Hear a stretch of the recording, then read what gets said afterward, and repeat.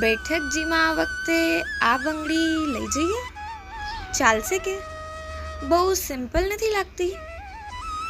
ચલો કંઈક ફેન્સી કરીએ.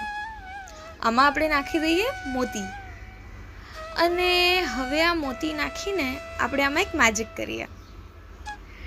શ્રી કૃષ્ણ શરણમ મામા, શ્રી કૃષ્ણ શરણમ મામા. મેજિક! આ તો મેજિક થઈ ગયું. આમાંથી તો સુંદર મોતીનું કડું બનીને નીકળ્યું છે. જો તમને પણ નેક્સ્ટ ટાઈમ ઠાકોરજી માટે પોતે આટલું સુંદર કડું સિદ્ધ કરીને લઈ જવું હોય તો ચાલો જાણીએ કે આટલું સુંદર કડું બનાવવા માટે આપણે કયા કયા મટીરિયલ્સ લાગશે.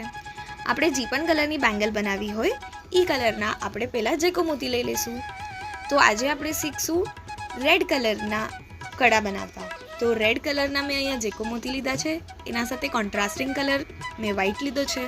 તમે કોઈ બી બે કલર લઈ શકો છો જેનું આપણે કડું બનાવવું હોય. એના પછી આપણે નીડલ લેવાની છે. નીડલ જે જેકો મોતીની સ્પેશિયલ આવે સૌથી ઝીણા સાઇઝની એ વાળી નીડલ લેવાની છે, જેમાંથી મોતી ઇઝીલી પાસ થઈ જાય. પછી આપણે ધાગો લેવાનો છે. ધાગો એકદમ સ્ટ્રોંગ હોવો જોઈએ. પછી આપણે બે બેંગલ્સ લેવાના છે, કડું સરખું જાડું બને એના માટે. બેંગલનો કોઈ બી કલર લઈ શકે છે, પણ જે કલરને આપણું કડું બનાવવાનું હોય, જે કલરના આપણા મોતી હોય એનાથી લાઇટ શેડ લેવાનો, એટલે બેંગલનો કલર મોતીના બારે વિઝિબલ ના થાય.